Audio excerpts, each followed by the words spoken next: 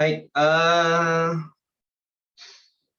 kita akan lanjutkan perkuliahan kita ya. Sebelumnya saya mohon maaf, ternyata saya kemarin minggu yang lalu itu terbalik ya, ngambil slide-nya saya salah, harusnya chapter 22 dulu gitu ya. Kemarin malah chapter 23, itu pun yang bagian kedua gitu ya. Sebentar, saya cek lagi dulu urutannya. Oke, saya stop sharing dulu.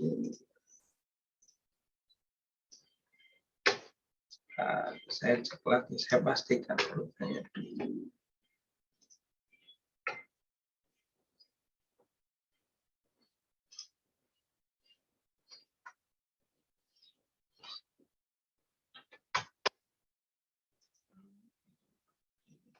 Problemnya.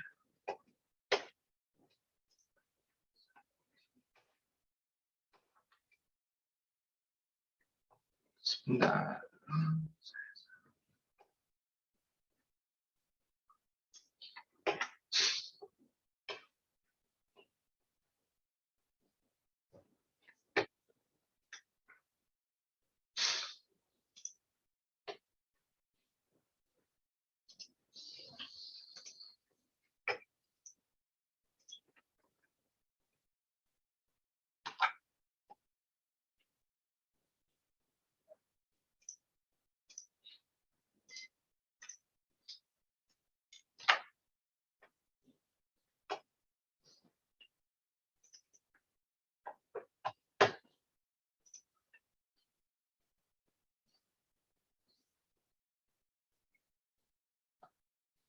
Oke, nanti yang presensi manual nanti ya. Coba nanti dicoba lagi nanti.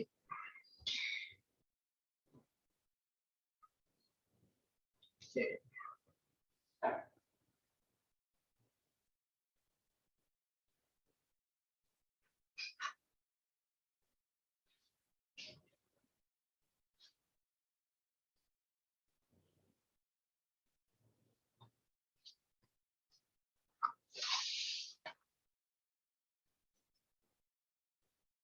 Sebentar, saya jadi ternyata salah juga ngambilnya, masih kurang satu lagi.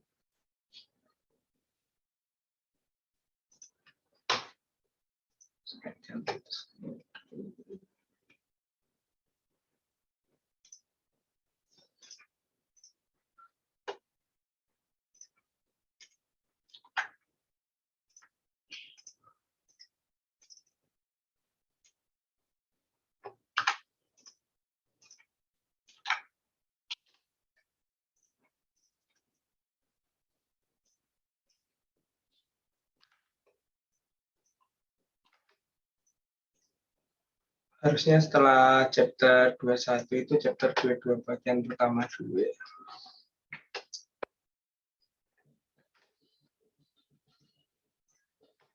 Tapi nggak apa-apa, kita nanti tetap berguna. Nggak, yang kemarin kebetulan bukan hal yang sangat sulit, tetapi sebenarnya urut-urutannya adalah ini dulu. Biar lebih mudah memahaminya.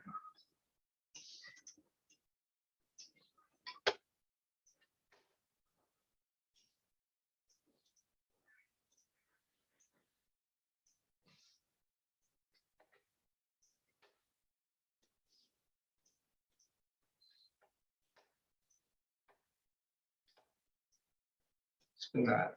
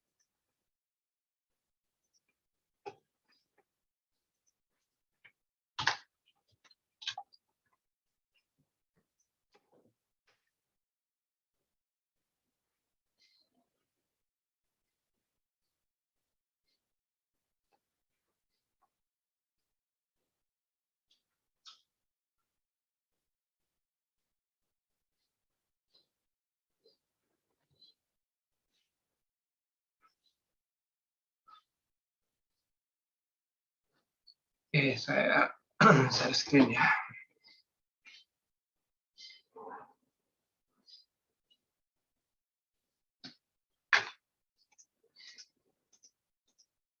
Oke, sudah terlihat ya. Baik.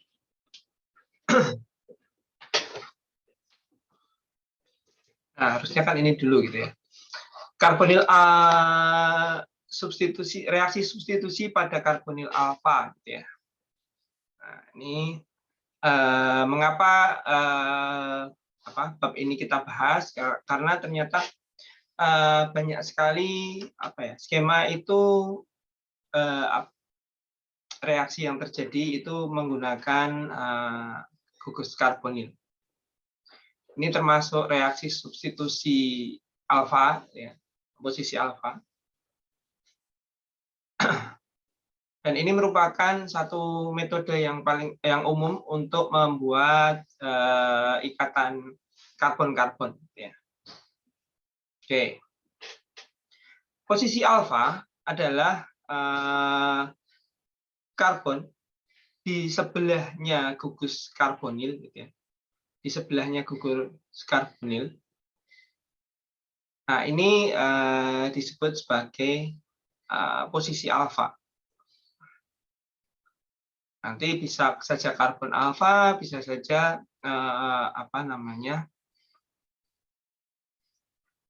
hidrogen alfa. Yang dimaksud hidrogen alfa itu yang ini. Nah, kalau karbon ini senyawa karbonil gitu ya. Nah, ini posisi alfa itu yang sebelahnya. Ini gugus karbonilnya, ini adalah di sebelahnya. Nah, ini posisi alfanya. Nah, ini kalau ini C-nya adalah C alfa, kalau ini hidrogennya hidrogen alfa. Nah, kalau kita lihat ini gugus karbonil ini bisa membentuk kesetimbangan dengan ion enolat, gitu ya. Enolat, gitu ya. Ena, kemudian alkohol ada alkenanya, enol, gitu ya. Ini ya, alkena, kemudian ini enol, ini ya. Ini enol. Nah, ini kalau ionnya itu disebut sebagai enolat. Oke.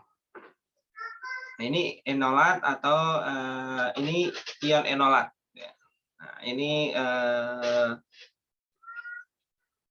apa namanya, membentuk kesetimbangannya. Nah, kalau nanti terjadi reaksi substitusi elektrofilik pada posisi alfa, nah ini masuknya adalah di sini gitu ya, di karbon alfa. Karena elektrofilik. Kalau nukleofilik, ingat kalau nukleofilik masuknya di sini gitu ya.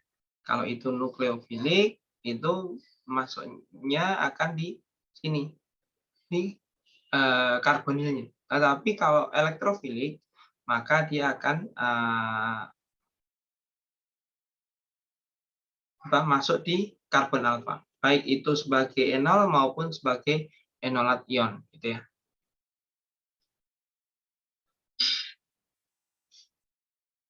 Nah, kemudian kita mengenal yang namanya ketoenol tautomerisasi, gitu ya.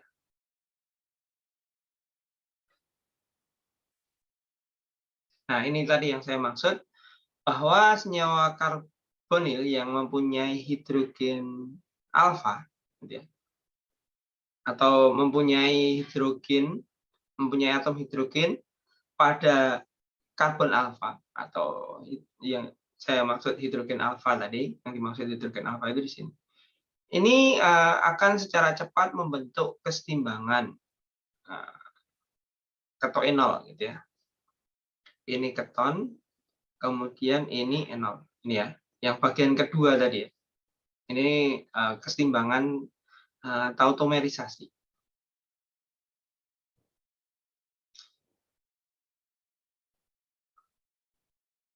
Apa itu tautomerisasi? Tautomerisasi itu atau tautomer itu adalah senyawa yang hanya berbeda pada posisi ini, satu posisi proton H-nya itu berpindah. Perpindahan H. Nah, ini tautomer. Tautomerisasi. Ini bukan merupakan suatu resonansi ya. Kalau resonansi itu kan perpindahannya elektron, pasangan elektron. Tetapi ini yang berpindah itu protonnya. Hanya yang berpindah dari sini ke sini. Nah, ini merupakan isomer struktural gitu ya. Isomer struktural dan bukan merupakan resonansi ya.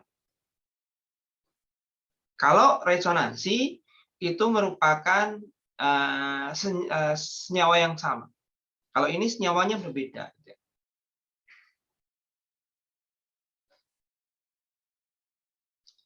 Hanya saja kalau ini kalau dikatakan isomer struktural, ini itu perubahannya cepat sekali, bolak-baliknya cepat sekali. Gitu ya. Berbeda dengan isomer yang umum. Isomer biasa itu tidak terjadi perubahan yang cepat. Gitu ya. Ini bedanya isomer dengan apa namanya, tautomer.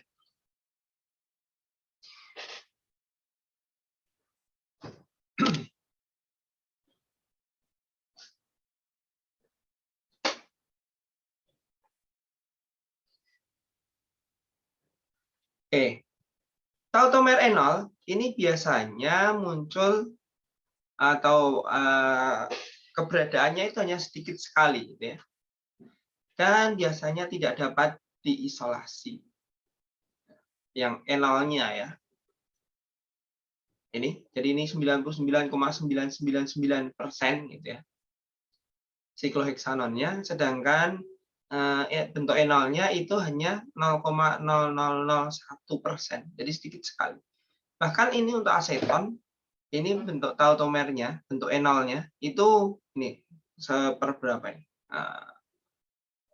0,0-nya sampai 6%.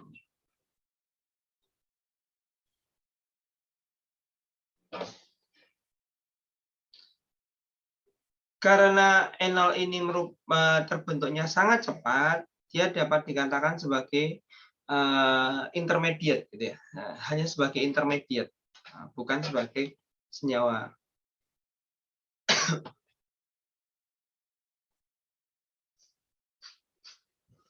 Nah, pembentukan enol ini bisa dikatalis oleh suatu asam Brown state, yaitu dengan protonasi gugus karbonil dan mengaktifkan proton alfa, gitu ya. Nah, ini asam Brown state, gitu ya. Ini protonasi pada gugus karbonil, pasangan elektron bebas menyerang H. Nah, ini terprotonasi.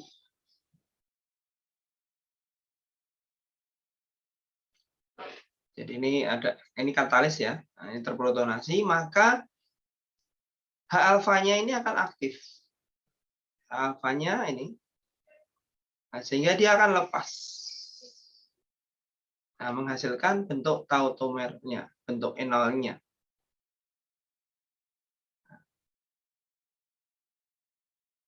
Kalau kemudian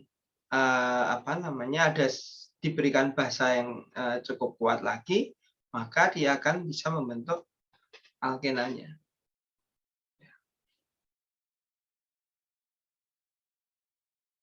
Ya, tadi ya ini. Jadi kalau bentuk seperti ini perlu diingat lagi reaksi eliminasinya, gitu ya.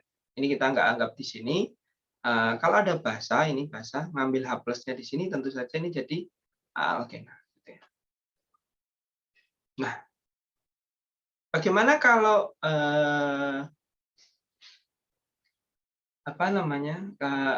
ini ya? Tadi katalisnya katalis asam.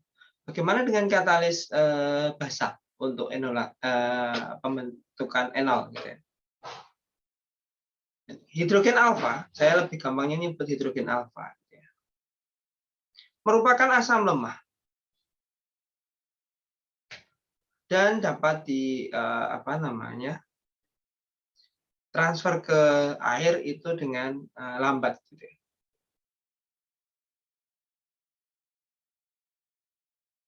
Kalau ke air lambat, ya. Tetapi kalau ini ke suatu basa yang kuat, gitu ya, ini transfernya lebih cepat.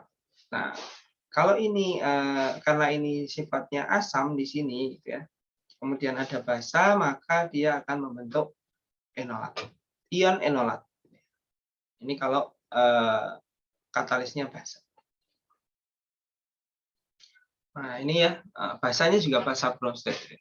Dia langsung ngambil H-nya di sini, langsung pasangan elektronnya ke sini. Kemudian ini membentuk. Nah, kemudian ini dari airnya, ini akan membentuk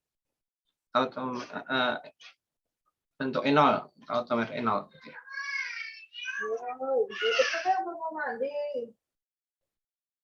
Oke. Ini bentuk tautomernya seperti apa? Nah, ini nanti ini H alfanya di mana, gitu ya. Nah, bisa di kiri, bisa di kanan. Gitu ya. Kalau yang ini H alfanya tentu saja yang di sini. Bentuk enolnya ke sini. Ini juga H alfanya di sini. Ini yang ini. Kalau ini bisa ke kiri, bisa ke kanan. Tetapi perhatikan bahwa dia akan lebih menyukai dengan aturan Markov-Nikov, gitu ya. Ini siklopentanon, ini bentuk enolnya. Ini etil asetat. Nah, ini bentuk enolnya. Ini metil tiosianat, ini bentuk enolnya. Ini asam asetat, ini bentuk enolnya.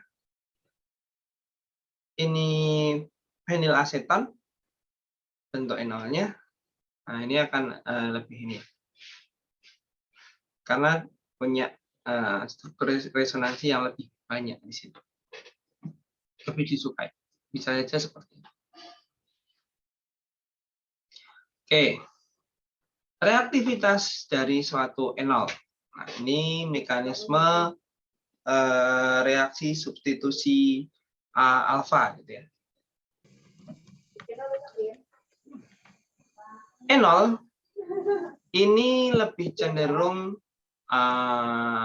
bertindak sebagai nukleofil. Kita perhatikan bahwa bentuk enol, ya, bentuk enol. Ini ada karbon alfanya, ini kaya akan elektron. Apa namanya di sini?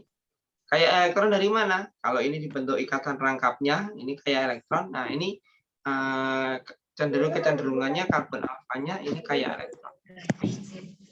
Maka dia bertindak sebagai nukleofil.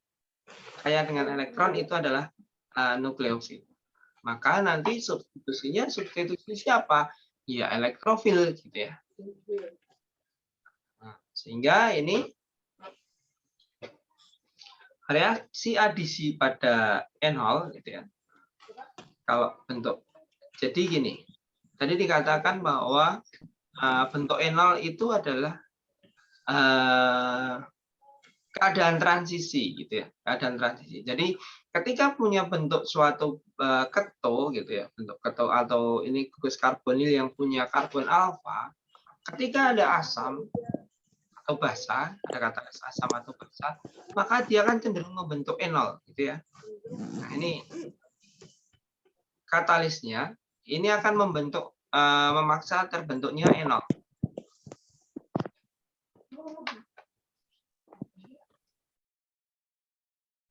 Memaksa terbentuknya enol. Nah, setelah enol, maka dia akan dengan mudah untuk bertindak sebagai nukleofil dan menyerang yang namanya elektrofil, gitu ya.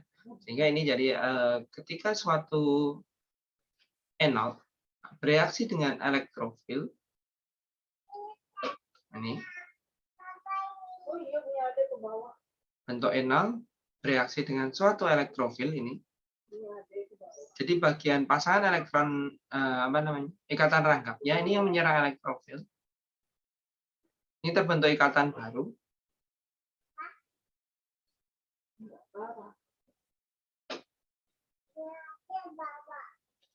Nah kemudian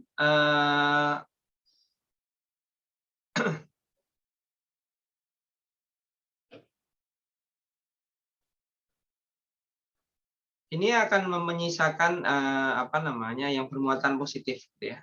Nah, ini bermuatan positif. Nah ini akan kemudian dengan cepat ini akan melepaskan H dari OH-nya. O itu kan lebih susah untuk dipotong sebagai OH gitu ya.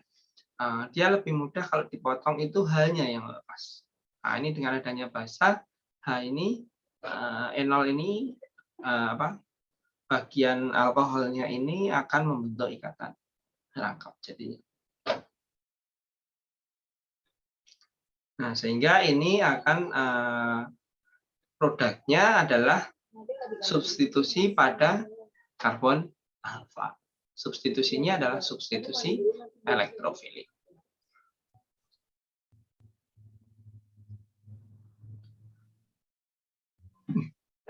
Halogenasi alfa dari aldehid dan keton. Ya. Aldehid dan keton dapat dihalogenasi pada alfa posisinya dengan mereaksikan dengan gas-gas klorin, bromin, iodin, gitu ya. Dengan apa? Pada larutan asamnya. Jadi ini larutan asam. Tujuannya apa larutan asam ini? Larutan asam ini ya tujuannya mengkonversi bentuk ketonya menjadi bentuk enolnya. Menginisiasi pembentukan ketoenol. Walaupun keadaan enol itu hanya sedikit. Nah, makanya ketika sudah ditambahkan reaksi, maka akan dengan mudah membentuk berlanjut ya. Karena tadi dikatakan sebagai keadaan transisi untuk enol itu. Oke.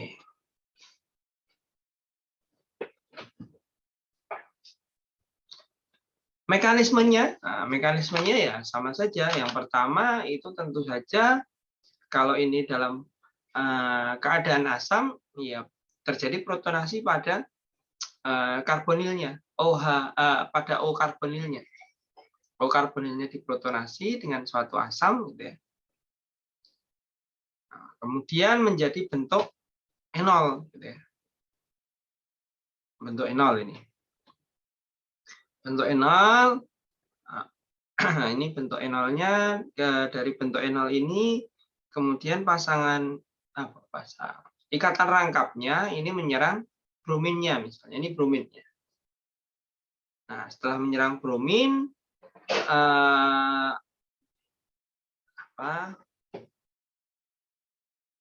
ini ya, pasangan elektron dari enol ini menyerang bromin, memberikan intermediate kation.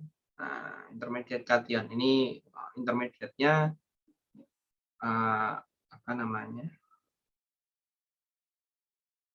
bisa resonansinya seperti ini ya. Nah, kemudian untuk menstabilkan bentuk ini H-nya akan diambil oleh basa.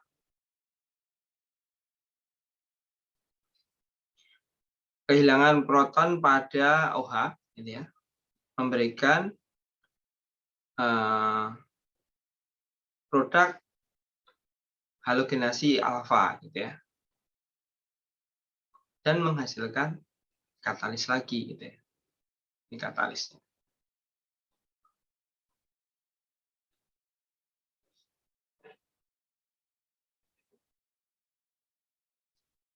Oke. Nah, lanjutannya tadi kalau sudah dibrominasi, kemudian ini adalah eliminasi atau reaksi eliminasi pada alfa bromoketon. Jadi bromoketon ini ya. Tadi direaksikan, ini langkah pertamanya, brominasi pada posisi alfa. Nah, kemudian kalau ini dengan adanya tambahan basa cukup kuat, piridin gitu ya, maka akan menghasilkan alfa beta unsaturated keton. Jadi keton ini keton tidak jenuh, gitu ya, pada posisi alfa beta.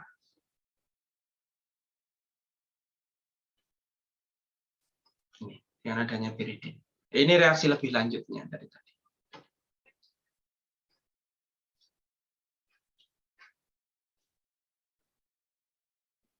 Bagaimana menyiapkan, nah ini contoh soalnya adalah bagaimana Anda menyiapkan 1 penten 3 on dari 3 pentanol.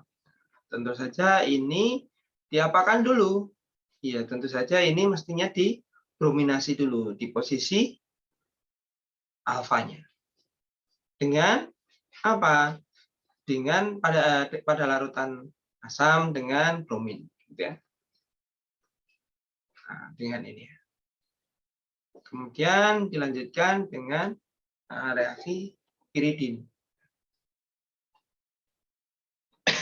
Contoh reaksinya. Kalau tadi yang keton, gitu ya. Tadi aldehid dan keton, kalau ini brominasi alfa pada asam karboksilat. Jadi kalau tadi gugus karbonilnya itu aldehid keton, kalau ini asam karboksilat. Nah, reaksinya spesifik gitu ya. Hell-Volhard-Zielinski reaction. Gitu ya. Asam karboksilat itu tidak bereaksi dengan bromin.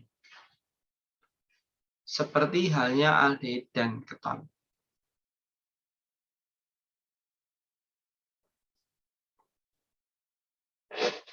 Berbeda kalau aldehid keton tadi dengan bromin bereaksi. Jadi ini biasanya digunakan untuk tes ngecek apakah gugus karbonilnya itu keton atau aldehid itu pakai bromin, gitu ya. Kalau dia nggak bereaksi berarti kemungkinannya adalah asam. Jadi kalau dari uji uji gugus karbonil itu bisa pakai bromin. Ya. Nah, karena ini nggak bereaksi dengan bromin, maka asam karboksilat itu harus dikonversi dulu menjadi halida asamnya. Kemudian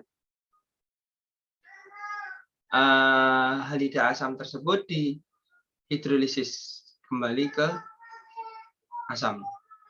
Ya. Nah, Ini tahapnya adalah ini. Kalau yang aldehid keton tadi cukup pakai kondisi asam asetat, gitu ya. Kalau ini nggak cukup, ini harus pakai PBr3 untuk bromin ya, PBr3. Ini akan menghasilkan, jadi mekanismenya berbeda nanti.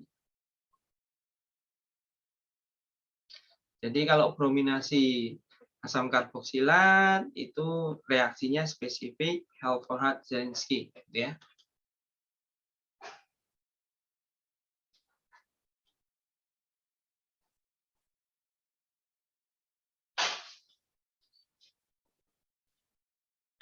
Oke.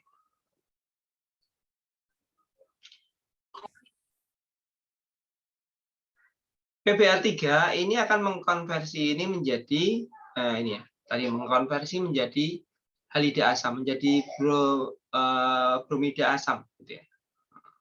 Bukan asam bromida, tetapi bromida asam. Maksudnya kalau asam bromida itu yang HBr, gitu ya. Ini yang halida asam, gitu ya. Bromida asam. Nah, ini yang pakai karbonil, gitu ya.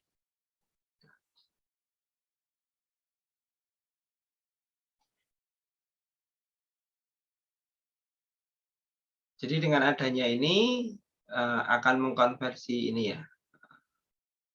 Dengan adanya PBr3 tadi akan mengkonversi menjadi ini. Nah, kemudian bromida asam yang bentuk enolnya, jadi ini bentuk ketonnya, ini bentuk enolnya, ini akan bereaksi lebih lanjut menghasilkan ini. Nah, kalau diasamkan yang akan masuk gugus OH-nya yang di sini, gitu ya.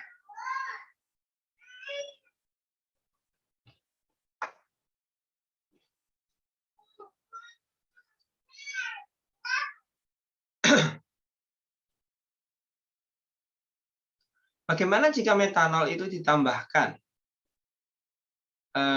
apa namanya, bukan air ya, pada akhir reaksi Halford-Zelinsky, gitu ya.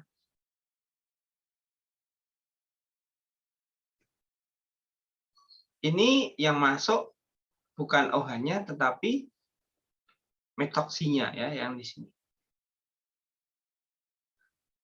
Oke, bagaimana reaksinya? Bagaimana mekanismenya?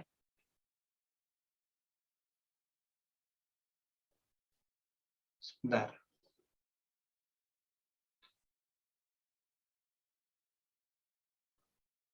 Langsung selesai. Mestinya.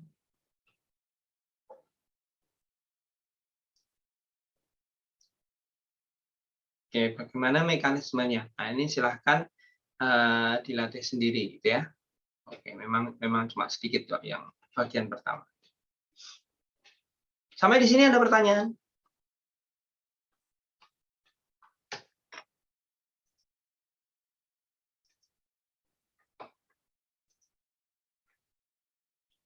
Oke.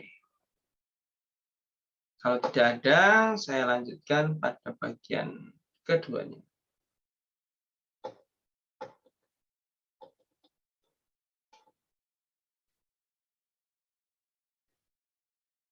Baik. Nah, oke, tadi mungkin bisa sebagai latihan bagaimana kalau itu metanol ya, di akhir reaksinya bukan bukan air. Oke, ini alasannya masih sama, kemudian ini.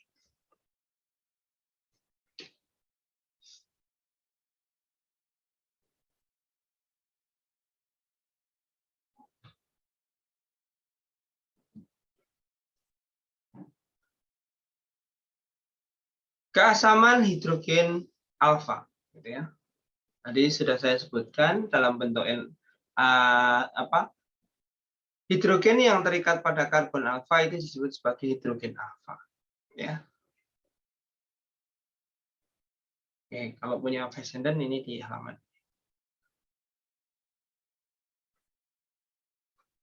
Kita lihat keasaman dari asam.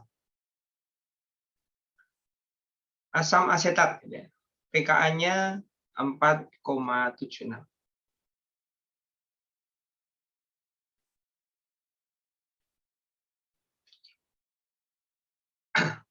ini bisa mengalami bentuk apa namanya reaksi ini ya.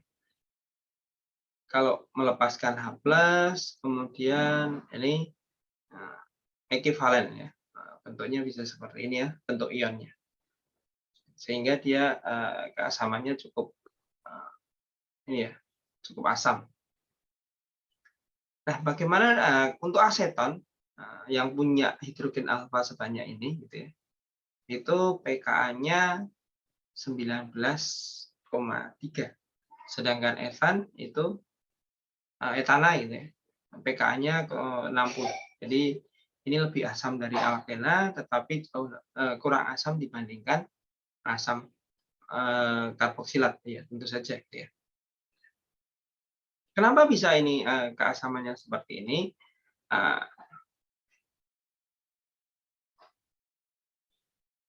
Konjugasi dari asam aldehid atau keton itu adalah suatu ion enolat. Nah, muatan negatif ini yang terdelokalisasi ke atom oksigen, gitu ya. Jadi ini kalau ini lepas satu diambil oleh basa, gitu ya, deprotonasi. Kalau dengan basa itu deprotonasi, kalau dengan asam itu protonasi. Nah, ini deprotonasi maka akan diperoleh muatan negatif di sini. Nah, muatan negatif ini terdelokalisasi ke ion oksigen. Nah, ini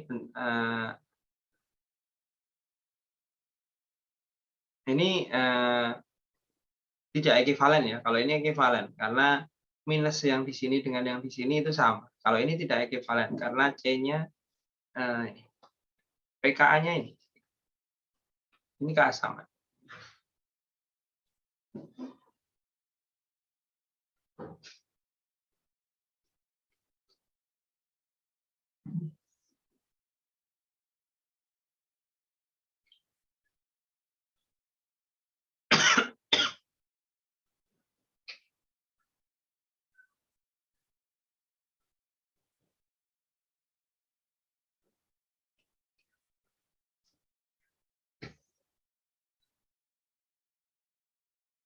Oke. Keton merupakan asam yang lebih lemah daripada alkohol. Sehingga basa yang lebih kuat dari alkoksida diperlukan untuk membentuk enolat. Gitu ya. Basa yang lebih kuat. Jadi kalau cuman pakai ini ya, ion alkoksida, gitu ya, ini nggak kuat. Gitu ya. Karena ini pKa-nya 19, ini pKa-nya 16. Ini keton itu lebih lemah. Kalau lebih lemah, maka ini ketika ini basa konjugasinya ini jauh lebih kuat dibandingkan ini. Sehingga kalau ada pakai enolat ini untuk ngambil H-nya, ya dia akan kembali lagi gitu. Karena ini nanti bentuk CH3COH-nya, bentuk asamnya, ini akan justru kalah. Ini akan diambil untuk mengambil jadi balik lagi ke sini. Sehingga ini hanya 0,1% enolasi bentuk enolatnya kalau pakai alkoksida. Nah, basa yang lebih kuat ini litium diisopropilamid, bentuknya seperti ini, LDN. Nah, ini ion enolatnya, gitu ya, ion enolat di sini, ini tidak bisa mengambil H yang ada di sini ketika ini sudah H-nya ini sudah mengambil H-nya, dia tidak bisa mengambil balik. Kalau ini tadi bisa ngambil balik, gitu ya. Kalau yang sebelah kiri itu bisa ngambil balik. Kalau yang sebelah kanan itu nggak bisa ngambil balik. Nah, sehingga dia akan terbentuk ini membentuk enol, menghasilkan 100% enol. Jadi bisa pakai LDA, bisa pakai sodium hidrida, gitu ya, NaH, natrium hidrida.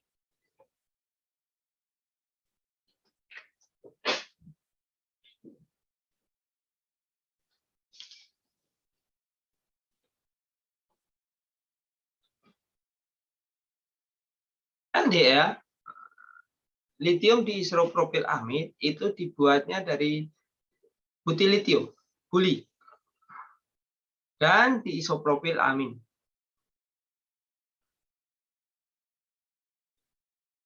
Larut dalam pelarut organik dan cukup efektif pada temperatur yang rendah dengan banyak senyawa. Bukan merupakan nukleofilik. Jadi ini basa, gitu ya, sifatnya lebih ke basa, bukan nukleofil. Di kimia organik 1 sudah dijelaskan bagaimana sifat basa dan nukleofilitas, gitu ya. Karena ini bentuknya meruah, ini untuk nukleofil itu juga kurang baik, gitu ya. Lebih ke sifat basanya.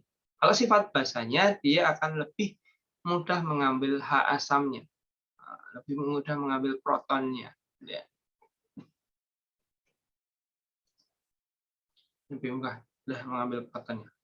Nah, ini isopropil amin, kemudian ini butilitium, ini butilitiumnya akan terbentuk LDA. Nah, kemudian contohnya dengan sikloheksanon, ini akan membentuk ion enolatnya.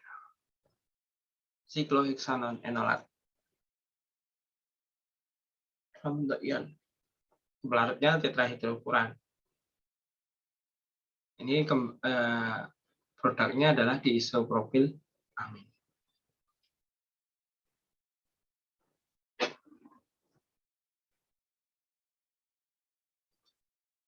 Nah, kalau tadi posisi alfa, jadi kalau penamaan dulu itu asam karboksilat, kalau saya tidak tahu dijelaskan tidak oleh Pak Respati bahwa penamaan sebelumnya itu pakainya alfa beta, gitu ya.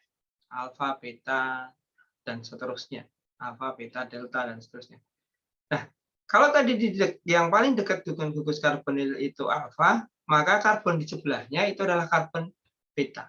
Nah, kalau ini beta di karbonil, berarti pada posisi beta itu ada gugus karbonil lagi, gitu ya.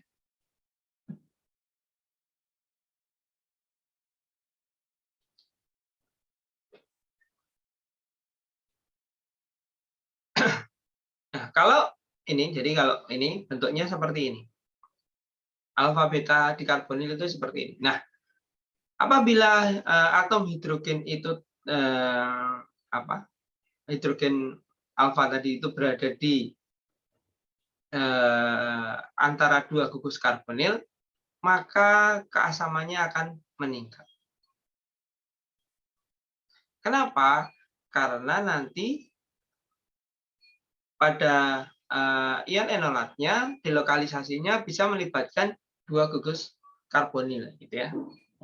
Jadi ini yang di tengah enolatnya, dia bisa ke sini dan dia bisa ke sini. Nah, ini keadaan enolatnya ini lebih stabil, gitu ya. Nah, kalau tadi pKa untuk apa tadi? Yang ini dietil keton itu 19, kalau ini pentanadion 2,4 pentanadion itu pKa-nya 9. Jadi asamnya lebih kuat lagi.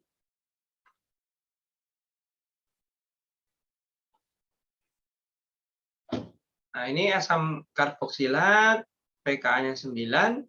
Kalau ini di keton apa namanya, ada beta karbonil, gitu ya.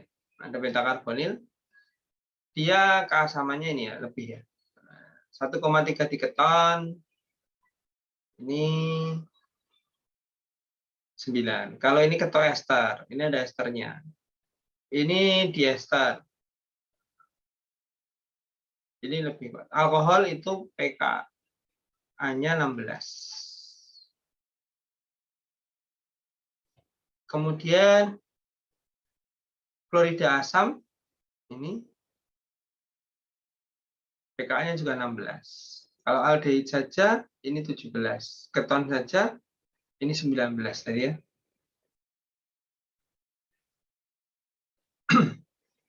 Oke, kemudian kalau tioester ini keasamannya lebih lemah lagi. Ini adalah beberapa konstanta asam untuk senyawa organik.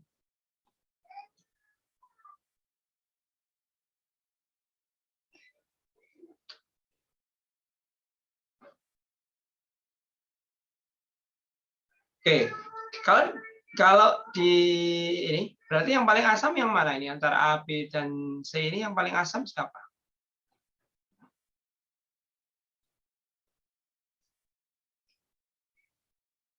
Yang paling asam?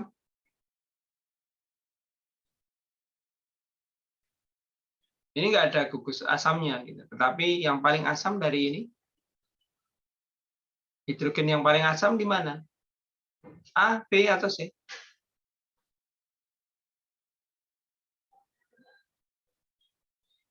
Dari sini loh. Dari nilai pKa. Yang paling asam itu kalau pKa-nya rendah atau pKa-nya tinggi? Halo? Baik, saya nggak silakan. Mbak Rizkia tadi mau jawab ini. Enggak, Pak. Mic-nya kepencet. Jawab boleh kok. Ini yang paling asam siapa? Dari ABC ini.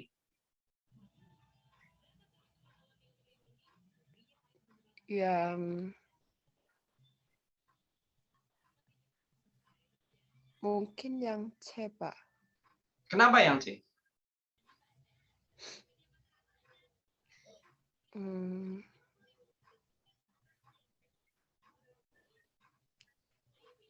Asam itu apa? Melepaskan H+. Iya. H+-nya yang mudah dilepaskan, yang berada di mana? Di siapa? Kita kan dari tadi membahas tentang H alfa. Alfanya berarti yang di sini kan? Alfanya ini yang di sini kan? Kalau ini H alfanya yang punya H yang di sini kan? Yang paling mudah dilepaskan siapa? Yang mana?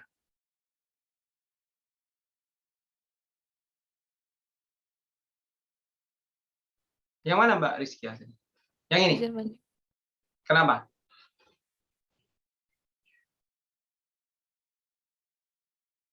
Ada pendapat lain?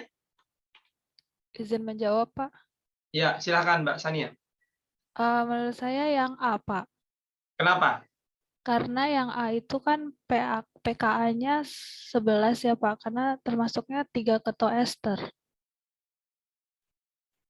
3 keto esternya di mana? Yang Esternya di bagian mana? Ini nggak ada esternya. kalau misalnya dipecah lagi jadi itu, Pak. CH Oke. ditambahin CH-nya. Yang A ya?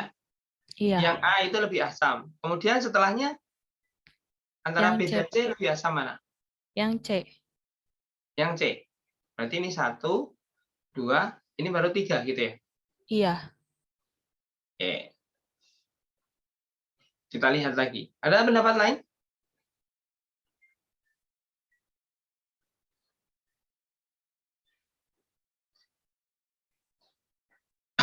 Ya, saya ulangi di tabel sini. Asam karboksilat itu ini ya. H yang di merah-merah ini adalah H yang akan lepas sebagai asam. pKa itu mengindikasikan keasaman. Semakin tinggi pKa berarti asamnya semakin lemah.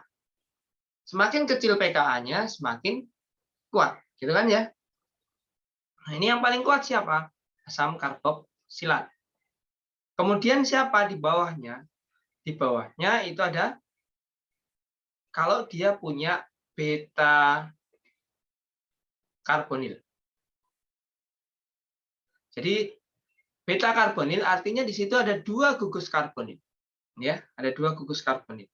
H alfanya siapa? Nah, yang di tengah-tengah di antaranya. Oke, yang pertama itu di keton. Kemudian berikutnya ada ketoester. Ini bentuk ketonnya, ini bentuk ester, kan gitu, ketoester. Kemudian diester. Baru alkohol. Alkohol ada di tengah-tengahnya. Setelah itu adalah bentuk klorida asamnya. Setelah itu baru bentuk aldehidnya. Kemudian baru bentuk ketonnya. Aldehid ini lebih asam dibanding keton. Kemudian dia bentuk tioesternya, kemudian baru bentuk esternya. Baru nitril dan ini. Nah, sekarang berarti kan di sini yang terpenting apa? Mengidentifikasi gugusnya, ya. Mengidentifikasi gugusnya.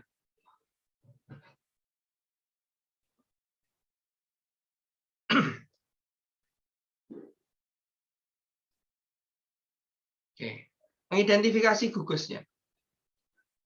Di sini ada nggak asam karboksilat?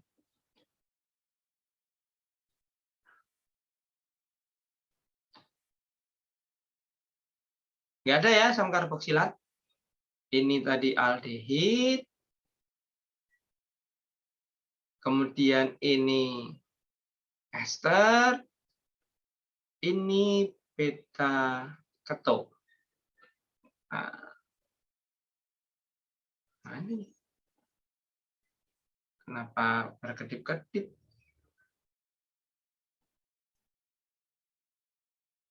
Saya malah bingung.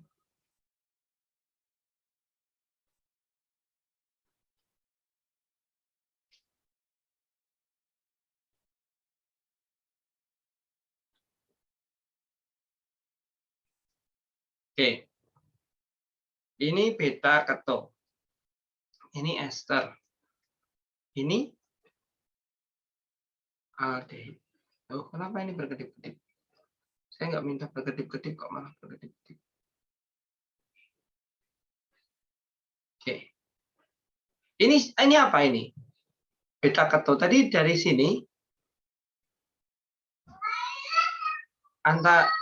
tadi kan beta keto, kemudian ada ester, ada aldehid. Siapa yang paling mana? Siapa yang paling asam? Ya A, gitu ya. Sebentar, saya akhiri dulu aja.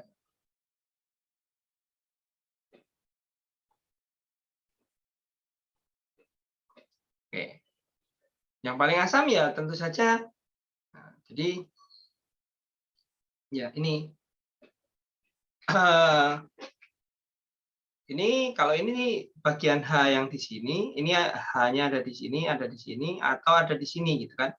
Hanya saja kalau ini berarti keton biasa gitu ya. Kalau di sini itu beta keton. Ini lebih asam.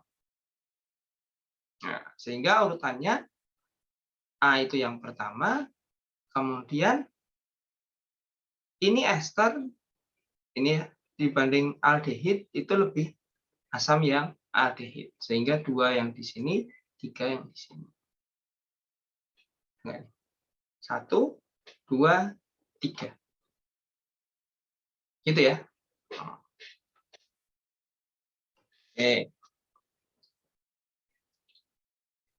Reactivity atau reaktivitas dari ion enolat.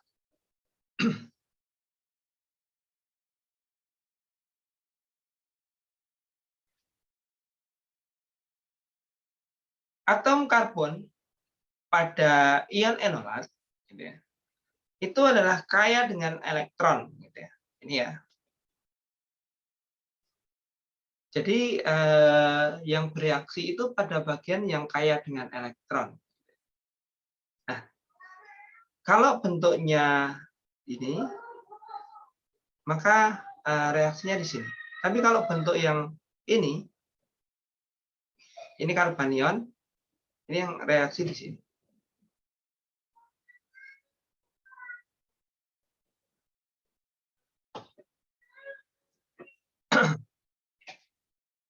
Jadi untuk ion enolat, reaksinya bisa terjadi di dua tempat. Ini bentuk alkooksidanya, finilik alkoksida, ini bentuk alfa ketokarbanionnya. Reaksi pada oksigen itu kurang umumnya. Ini turunan dari enol itu kurang umum dibandingkan dari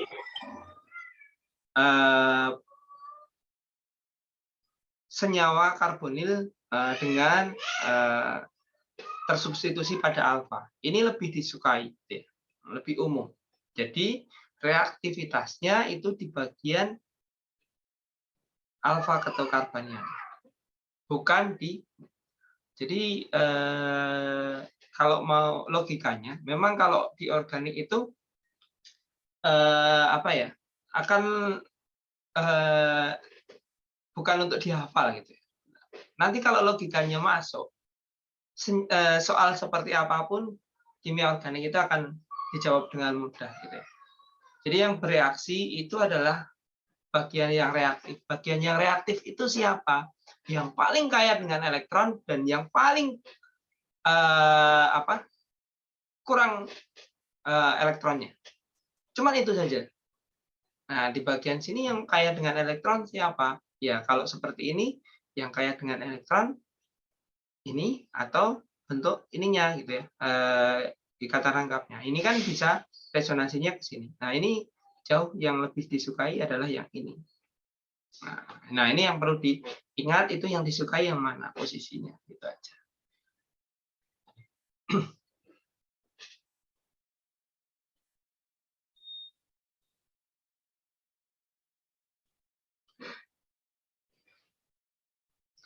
Oke. Promosi basa pada halogenasi alfa, gitu ya, alfa halogenasi. Oke, kalau ini ditambahkan suatu basa, kemudian bromin, ini membentuk bromo alfa. Nah, prinsip ini digunakan sebagai tes ya.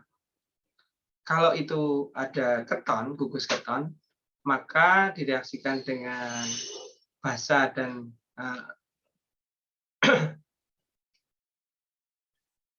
iodin misalnya, I2, nah ini akan bereaksi.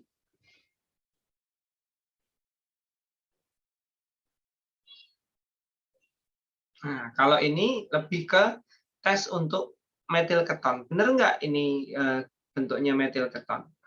Kalau ini direaksikan dengan suatu basa, nah basanya ini akan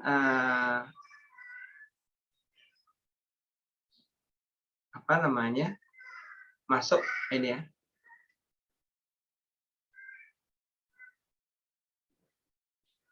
Ini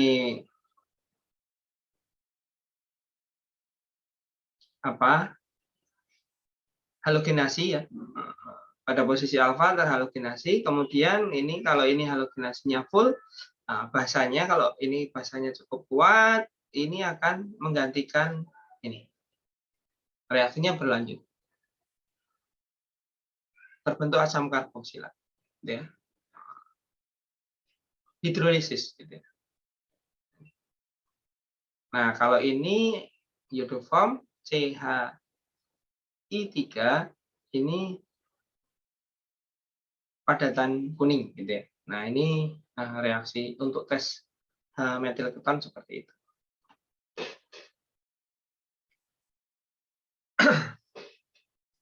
Kemudian alkilasi pada ion enolat. Nah, tadi dengan basa ini mengaktifkan ion enolat gitu ya. Ada basa atau asam. Kalau basa tentu saja langsung ngambil asamnya.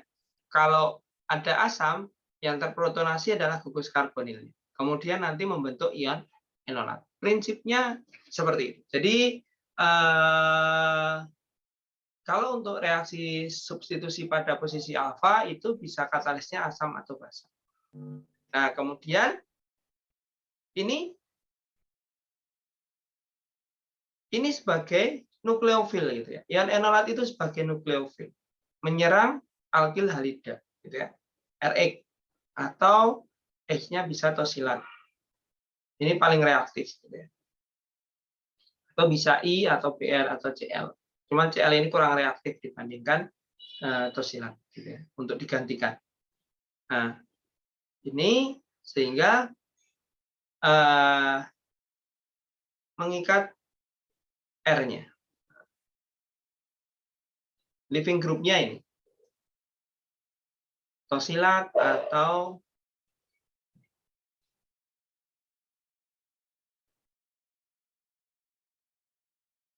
untuk R-nya mestinya dia adalah alkil halida primer atau metil atau alilik gitu ya, atau bensilik.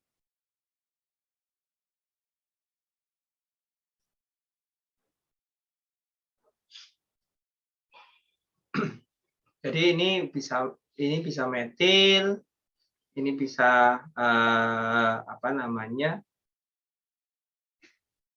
Metil halida atau ini. Ya. Kalau yang ini alkil halida sekunder itu reaksinya kurang bagus gitu ya. Kemudian kalau alkil halida tersier tidak bereaksi karena nanti akan berkompetisi dengan reaksi eliminasi. Kemarin sudah di kimia organik 1 ya, alkil halida, pokok bahasan di alkil halida reaksinya seperti apa, gitu, reaksi substitusinya seperti apa. Ini juga substitusi. Hanya yang mensubstitusi itu adalah ion enolatnya. Jadi harus diingat kembali kimia organik 1-nya.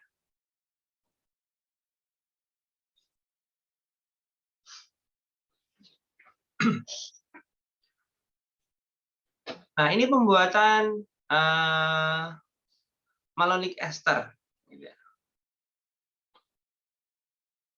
Sintesis malonic ester. Itu dibuat dari asam karboksilat dan suatu alkil halida.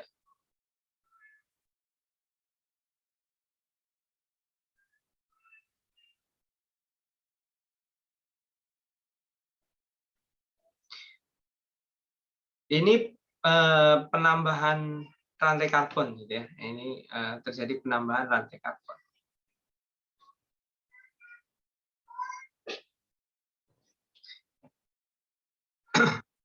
Oke.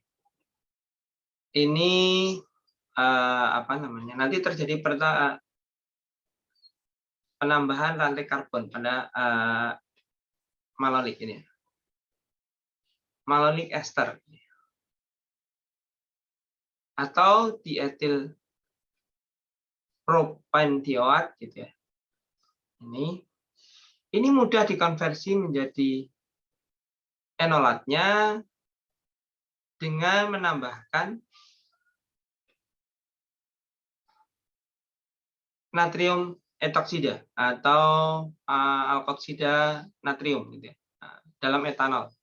Biasanya ini kalau ini ETO minus Na, ini ETOH, pelarutnya ini. Ini akan mudah sekali. Beda dengan yang, karena ini apa? Karena ini dikarboksilat gitu ya. Kalau kita lihat tadi di mana ya? Keasamannya gitu ya. Oke.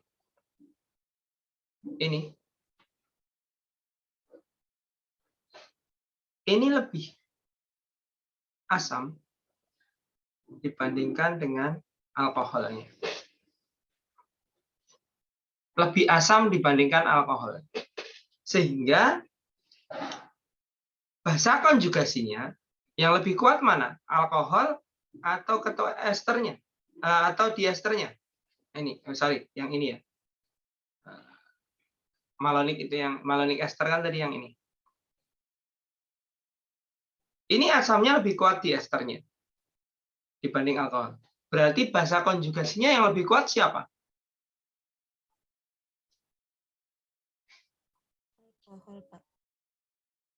Yang siapa Mbak Syarifah? Alkohol. Alkohol. Bahasa konjugasi dari alkoholnya, yaitu kalau ini metanol ya berarti metoksinya. Kalau itu etanol ya etoksinya. Nah, berarti di sini tadi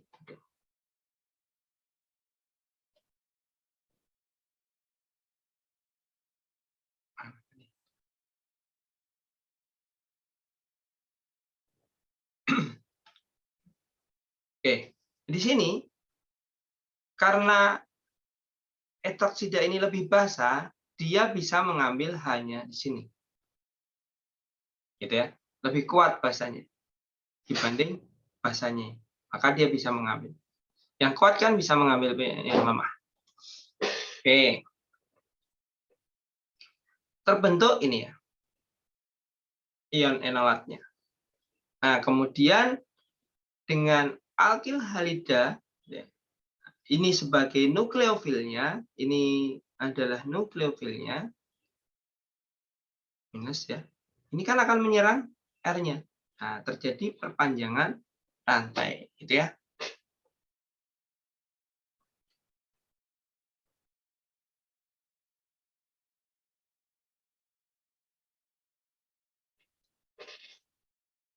Sehingga terjadi substitusi alfa pada malenik ester.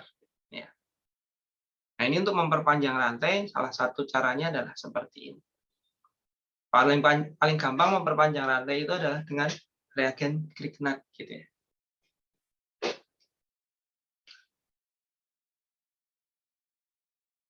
Nah, kalau di sini masih punya hidrogen alfa, ya ini akan bereaksi lebih lanjut. Nah, ini. Sehingga terbentuk dialkilasi, ya, dua alkilnya masuk di sini. Nah, berulang gitu ya.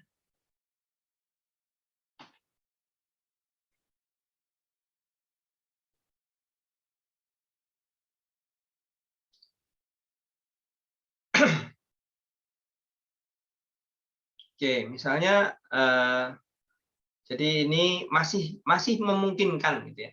Kalau ini masih berlebih, ini ditambahkan lagi gitu ya. Tidak dipas gitu ya. Ini berlebih maka dia akan membentuk dialkilasi. Nah, kalau turunan ester malonat ini dihidrolisis di dalam asam, ya, dihidrolisis di dalam asam dengan pemanasan, dia akan melepaskan karbon dioksida dan etanol, dekarboksilasi. Sehingga nanti ini menjadi asam karboksilat yang tersubstitusi pada gugus pada alfanya. Nah, perpanjangan rantai asam karboksilat. Jadi kalau mau membuat asam karboksilat, misalnya mau membuat asam heksanoat, ya pakai ester malonat, kemudian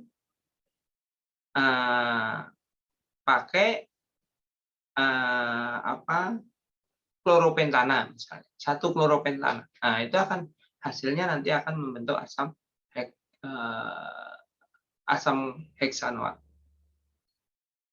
Gitu ya. Memperpanjang rantai.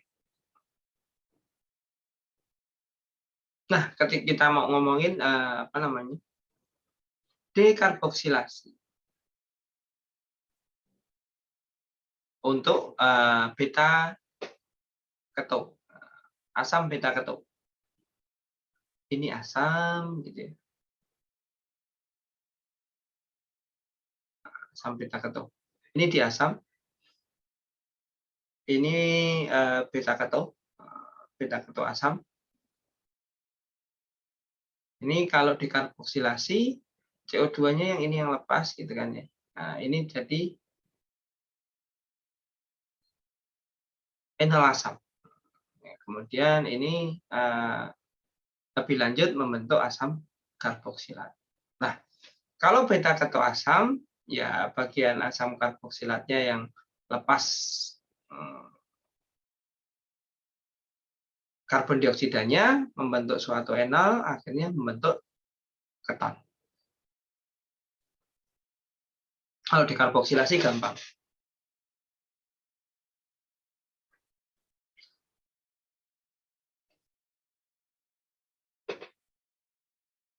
Oke. Perubahan lengkapnya bahwa untuk ester malonat itu dapat dikonversi ini menjadi asam karboksilat dengan alkil halida, ya.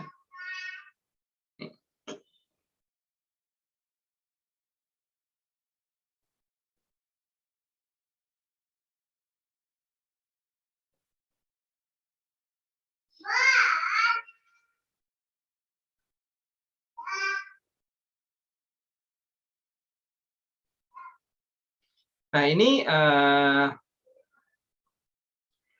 alkil halidanya ini akan bertambah 2 atom. Tadi bukan, kalau hexanoat bukan dengan kloropentana, tetapi dengan klorobutana gitu ya. Karena nambahkannya 2 atom. 2 atom karboksilat. Ini ya, tambahannya ini. Alkil halidanya kan ini. Ini bromobutana. Kemudian ini jadinya asam heksanoat. Nah, dari bromobutana atau klorobutana. Karena ini ketika ini ditambahkan panjang, kemudian ini diasamkan.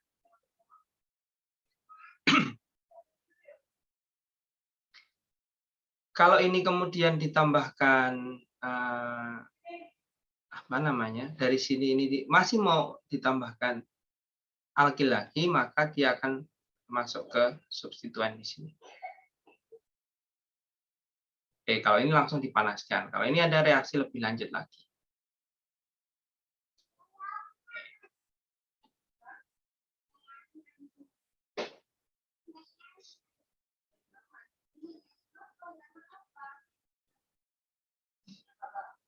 Mempersiapkan asam karboksilat dengan sikloalkana, gitu ya. Ini 1,4 dibromobutana. Ini.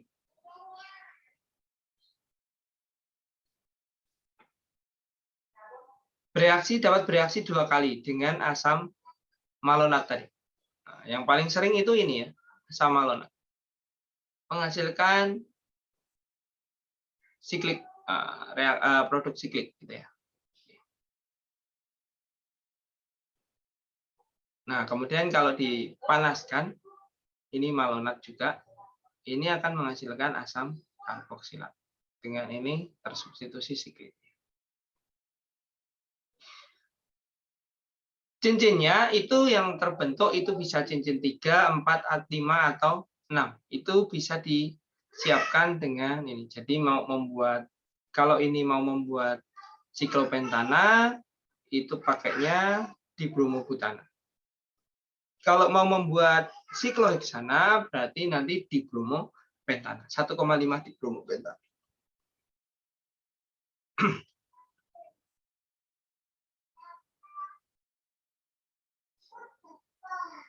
Oke. Berarti nanti misalnya ini. Menggunakan ester malonat, bagaimana menyiapkan ini. Bahan dasarnya adalah ester malonat. Atau menyiapkan ini. Jadi langkahnya ada, tinggal mencari seperti apa. Ingat tambahnya di sini adalah 2 ini. Ini dari ester malonat, ini dari kan kita harus nyari mutusnya di mana, gitu ya. Nah, kemudian ini dari ester malonatnya, ini yang ditambahkan. Ini dari alkilnya, ini alkilnya. Kalau ini alkilnya ini. Nah, berarti sintesisnya adalah apa dengan apa dengan ester malonat, reagennya apa. Kira-kira seperti itu. Nah, ini jawabannya sudah ada. Ini ester malonatnya, gitu ya. Biasanya pakainya esternya ini ya, karena nanti pakainya paling gampang itu bukan metoksi, tetapi etoksi. Yang lebih gampang itu etoksi. Nah, ini kemudian, nah Ini adalah alkil halidanya. Nanti masuk, kemudian dipanaskan. Kalau dipanaskan, akan terbentuk dekarboksilasi gitu ya. Dekarboksilasi, ininya lepas, jadinya ini. Kemudian kalau mau menghasilkan ini, ya setelah tahap pertama gitu ya. Ini tahap pertama memasukkan gugus, memasukkan ini ya. Ini ada 1, 2, 3 ini ya. Nah ini nanti ini. Kemudian ya dilanjutkan lagi dengan ini, gitu ya. Masih ditambah ini dulu lagi, ditambah apa? Alkohoksidanya, kemudian ditambah ini, nanti akan masuk dengan pemanasan, itu akan lepas gugus terjadi dekarboksilasi.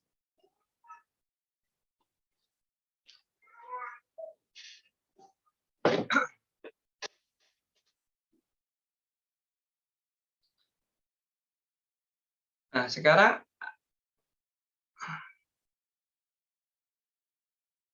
asetoasetat, ester asetoasetat. Sintesis dari ester asetoasetat. Secara umum dia akan mengkonversi alkil halida menjadi metil keton. Kalau tadi kalau pakai asam malonat, ester malonat, itu akan menghasilkan asam karboksilat yang diperpanjang, gitu ya. Kalau pakainya asetoasetat, gitu ya. Asetoasetat dengan alkil halida ini akan menghasilkan metil keton. Ini metil keton, gitu ya.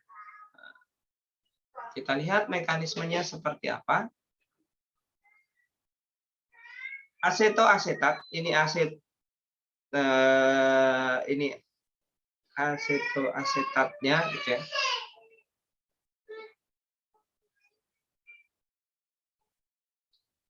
Etil aseto ini etil asetoasetat ini ester, ini ester, bentuk esternya.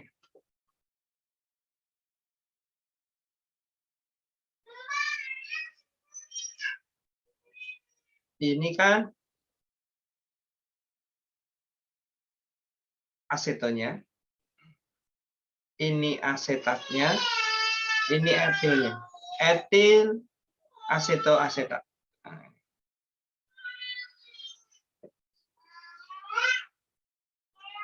Oke. Karbon alfanya itu mengikat 2 H, gitu ya. Ini yang karbon alfanya ini berada di antara 2 gugus karbon ini. Nah, ini kan lebih asam, ya, tadi lebih asam. Jadi dengan alkoksida ini akan menghasilkan ini. Nah, ini adalah sebagai nukleofilnya, sama seperti tadi. Hanya saja kalau tadi di sini itu juga ester, gitu ya. Kalau ini sudah metil. Prinsipnya sama. Nah, kemudian ini monoalkilasi, akhirnya masuk. Kemudian kalau ini yang kalau dilanjut lagi, jadi bisa ditambahkan alkil yang kedua, sama seperti malonat. Ini dialkilasi. Nah, kemudian ester ini dihidrolisis, gitu ya. Dihidrolisis menjadi membebaskan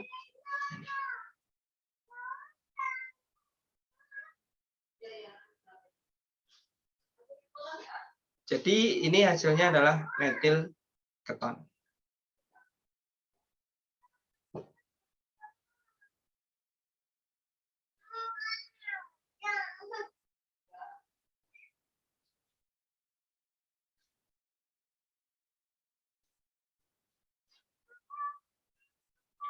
Oke, beta ketoester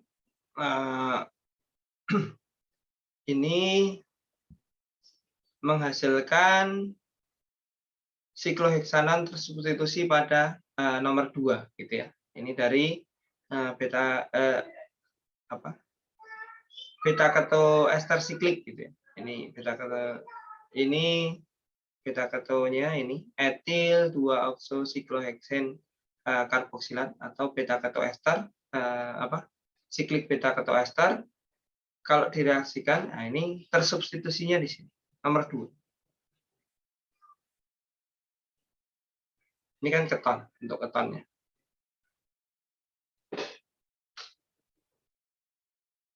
Nah, ini akan memberikan substitusi pada posisi kedua. Sebenarnya sama posisi kedua gitu. Alfa itu kan posisi kedua. Hanya saja ini lebih ke, jadi urutannya untuk menghasilkan beta atau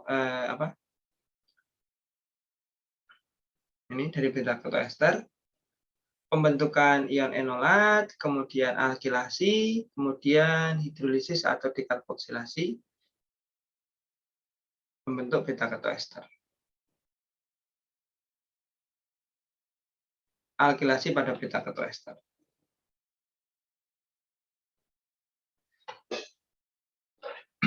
Nah, contoh, nah ini keuntungan dari menggunakan slide ini itu untuk mudah mengidentifikasi bahwa ini alkil halidanya yang ditambahkan,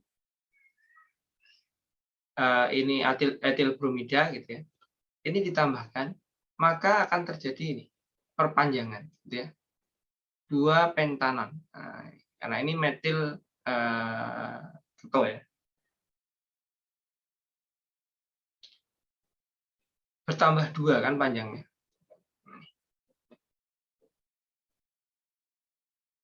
Urut-urutannya seperti apa? Nah, perhatikan bahwa di sini ini yang terputus adalah di sini.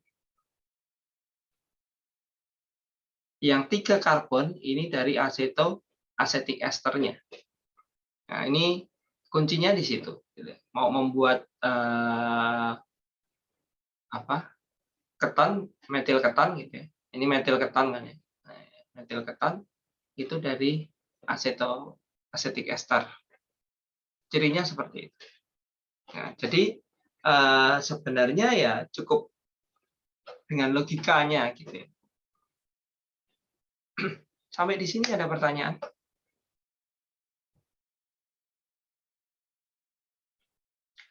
Jadi intinya di sini bahwa hidrogen alfa kalau dia berada di antara 2 gugus karbonil itu menjadi lebih asam dan akan mudah untuk diambil oleh alkoksida. Intinya di situ. Nah, kemudian yang nah ini entah itu dari ester malonat, entah itu asetoasetik ester, reaksinya kan di sini. Hanya diambil oleh etoksida.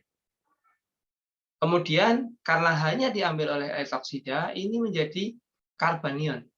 C alfanya menjadi C punya pasangan elektron bebas bermuatan minus. Ini adalah fungsinya sebagai nukleofil. Nukleofil. Ini bereaksi dengan siapa? Ya, nukleofil balik lagi bereaksi dengan alkil halida.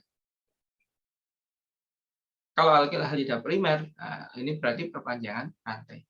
Makanya tadi di awal tujuannya adalah membentuk ikatan CC. Di mana? Di sini. Dengan C alfa.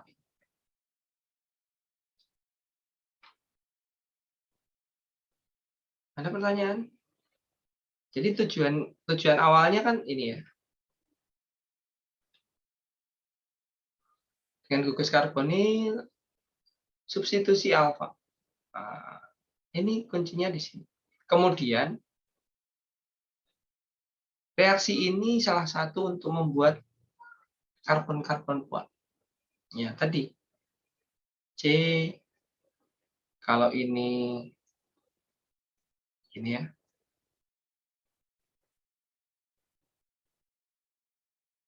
Kan kuncinya di sini. Kebetulan ini yang paling kalau malonat itu ini ester gitu ya. Ini ester malonat, ini ester malonat biasanya. OC2H5. Ini ester malonat. Yang bereaksi di mana? Di bagian sini. Sekali atau 2 kali, gitu kan? Alkilasi di sini. Kuncinya di situ. Sampai di sini ada pertanyaan?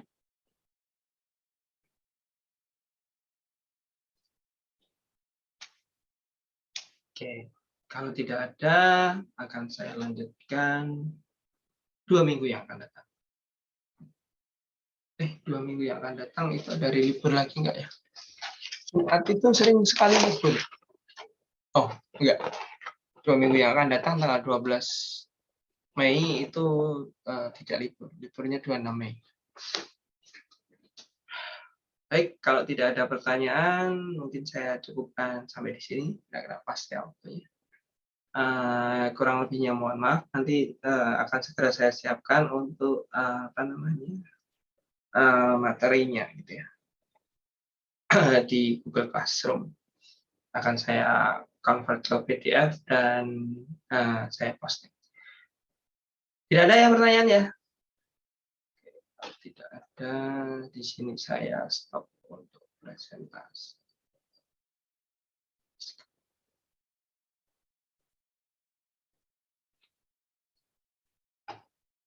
Untuk yang tadi, ini ada chat apa ya?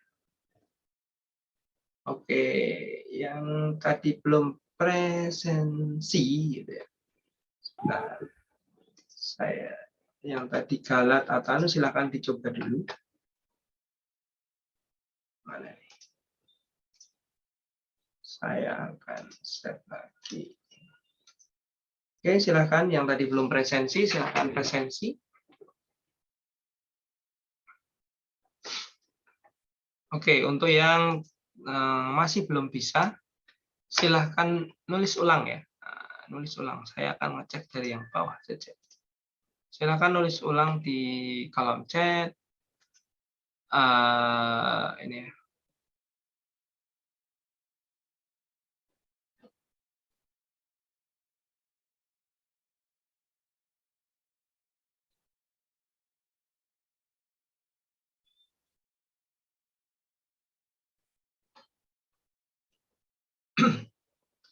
Oke, untuk hari ini saya akhiri. Terima kasih atas perhatiannya. Selamat berlibur gitu ya. Selamat merayakan Hari Raya Idul Fitri untuk yang merayakan. Kita ketemu lagi setelah libur Idul Fitri 2 minggu yang akan datang. Kurang lebihnya mohon maaf. Saya akhiri. Assalamualaikum warahmatullahi wabarakatuh. Waalaikumsalam warahmatullahi wabarakatuh. Terima kasih, Pak. Waalaikumsalam warahmatullahi wabarakatuh. Waalaikumsalam warahmatullahi Terima kasih banyak, wabarakatuh. Pak. Terima kasih banyak, Pak. Ya.